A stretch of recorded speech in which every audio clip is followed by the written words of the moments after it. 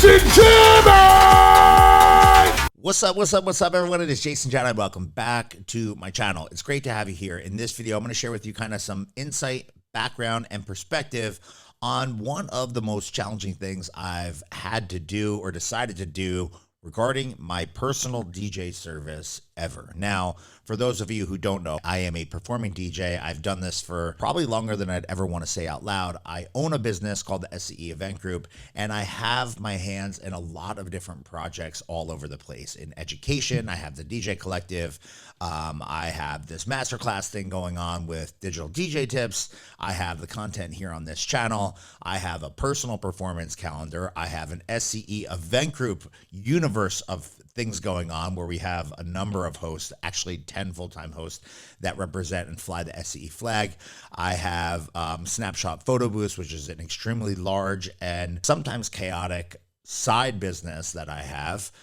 In addition to all of that stuff, I have a radio show that is syndicated on a bunch of different platforms like Fit Radio, Dash Radio, and a number of other platforms. You can actually find information on my podcast in the description field down below. And if you want to kind of boost up your sets, you want to get some inspiration, you want to hear me play some music, you can kind of find all that stuff there. And I have some other projects going on from a creative perspective, not to mention all the other stuff that I just want to do for me, like go to the gym, hang out with my fiance, be the dad of all dads to my children, and hang out with my family. This year has been an anomaly in a lot of different ways because I think I've been pushed into the red for an extended period of time. Now, I'm not someone that shies away from work. As a matter of fact, I typically for years have either done close to or greater than 200 shows, personal performance shows that I've DJ'd myself for an extended period of time. I like to travel and do events. I like to do a lot of different things.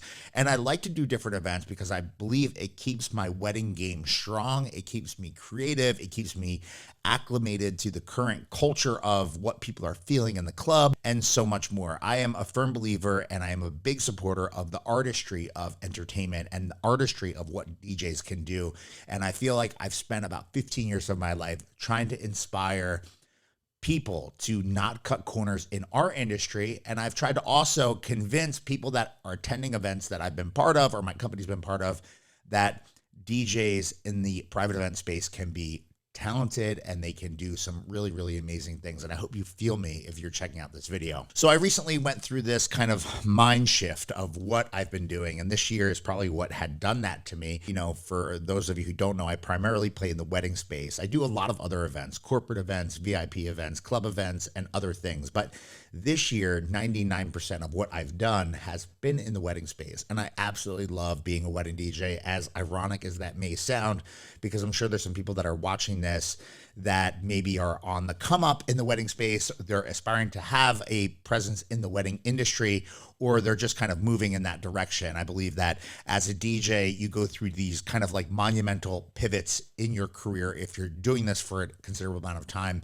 And I was once completely saturated in the nightlife industry, and I really didn't like and enjoy the wedding space. But as I've gotten a little bit older, as culture shifted and as things have played out, my career path has changed as culture has evolved. And the wedding game to me is everything. It's awesome. You can do a lot of really cool things. And I think I've created a brand and a presence in my local or even in a national way that attracts people to my personal service that are in line with my kind of vibe. A little bit edgy, dialed into music, looking to like turn the wedding experience into kind of like a music focused, personal, ultra personal, clubby kind of hodgepodge of sorts, while keeping the balance of tradition, hosting, and all of the technology that you may be familiar with if you're following me on Instagram or see any of my content. I'm a big fan of like incorporating the newest and latest and greatest widgets at my event. I work with manufacturers. I just got a lot of stuff going on. Long story short, for the past 4 months, I've been really struggling with how I want my world to play out. Not that my world has been bad by any means, but this year has really done its working on my mind, my body, my physical, and a number of other things. I feel that This year has taught me so much. It's really allowed me to realize what it is that I want to do in terms of my events moving forward. And that's the big takeaway of all the craziness of this year. Although my events this year have all been spectacular in a lot of different ways, I feel that I haven't been able to do a lot of the things that I typically like to do for the people that I work with because time has been so short. A lot of people were rushing to have their events. They are pushing their events to kind of fit in places wherever that would be. And that could be like a Monday night or a Tuesday night or even a Wednesday night. Yes, we're doing weddings on Wednesdays and Thursdays and Tuesdays and Saturdays. And here I am at this point of the year, which we're in mid-December. And since May, I've done like 100 weddings myself, or more, which is insane to me because I usually don't do that over the course of the entire year. Long story short, it's worked not just myself, it's worked my team, it's worked the support team, it's worked my office team, it's worked everyone at SCE. And we're all just kind of like hanging on by like shoestrings to get to the end of this year where things kind of balance out once again.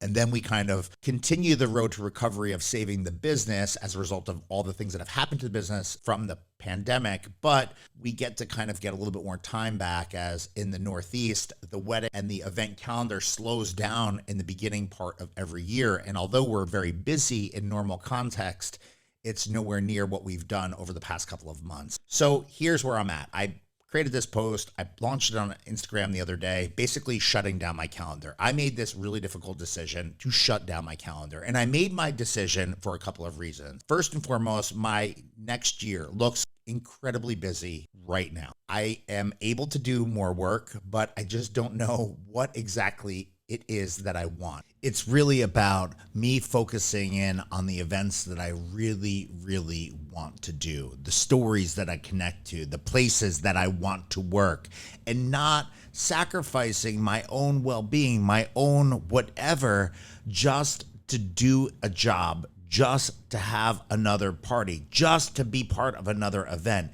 It's about being more selective and choosing where I spend my time moving forward. In order to save my mind, in order to save my craft, and in order to save my vibe when I'm at an event, to keep me inspired, to keep me loving everything that I do, I have to stop taking on more until I can sort out what it is that I need in order to do my best work. That's a conversation that a lot of people need to have. Now, for years, I've been someone that has taken on projects in extremely short time frames. I've also had an insane amount of time to plan events, and everywhere in between. I've moved around a lot, and I've really sacrificed a lot to help other people celebrate these monumental moments in time. Over the years, I started DJing and started my business, and I was charging like $1,300 to do a wedding. Now my average wedding is for just music is well over $4,000. And my average wedding falls in that $6,500 to let's say $10,000 area.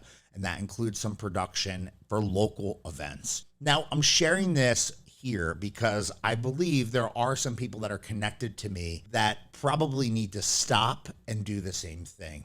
It's not a matter of how much you're getting for your events. It's about what you want to do. We are at this very, very complicated place in business and in life where I need to grab hold of my destiny before it crafts itself for me. I don't know if I want to spend every waking moment worrying about the next event on my calendar. I decided to pause my calendar, and I decided to do this while I'm getting anywhere between 6 and 12 leads every week that are interested in working with me, to just give me a little bit of room to breathe and to kind of focus on myself, to focus on my family, to focus on my business, and to focus on what it is that I want and what it is that I want to move forward, what it is that I want to stay creative, what it is that I need to stay dynamically in this space in a cool way, but also in a way that's going to keep me wanting to continue to push the bar higher.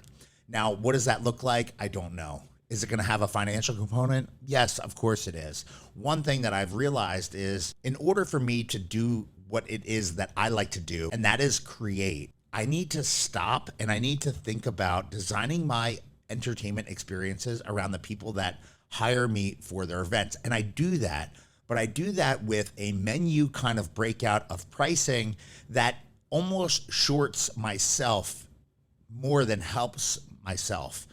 And I need to kind of stop doing that. And I need to take into consideration the timing associated with the events.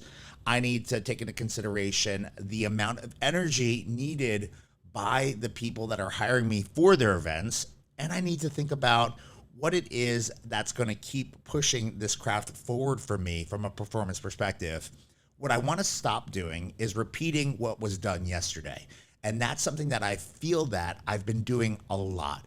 Not the same exact show, but think of the same venue that I've been at multiple times this year where it's the same thing. 4 lights, up lights, maybe a musician, maybe media. And how do I change that into something that is going to blow the minds of people that are attending events, but also how am I going to do that so that I keep my mind dialed in to kind of like push the bar further from a creative perspective? Is it incorporating new technologies? I'm not sure. Is it incorporating new elements, new ideas, new jaw-dropping experiences? That's really where my focus is. And in order to kind of get to this, I had to make this like crazy push to essentially stop any new meetings, any new events from happening until I have the ability of sorting it out as to what I want, what things are, what I need, and what I really want to do. I'm sharing this here because I believe there are some people that are watching this that could be going through the same thing. And I just want to say, if you are someone that is finding themselves stuck in this unforgiving wheel of work, I think in order to grow, you need to value yourself, you need to value your craft, you need to value your time, and you need to think about all the things. The cost of doing business has gone up significantly. It cost us more to get to an event. It cost my team more to do an event. It cost me more to do an event. If you're not someone that has adjusted your pricing recently or is planning to do it for the new calendar year of work that is coming on, you might need to consider doing that. Because, if you think of gas alone and you're someone that transports your equipment from point A to point B, and the cost of doing that is almost 3 times what it was this time last year, which is insane. It's insane. And that's just one thing. Everything else costs more too. The cost of equipment, the cost to maintain equipment, everything is going up. And although my push to shut down my calendar isn't just financial, my push to shut down my calendar is to give me the ability to think about things and think about really what it is that I want to do moving forward, because I have my hands in a lot of different places and I need to be able to focus the most ideal situations and scenarios. I wanted to share this because I believe it could help someone somewhere.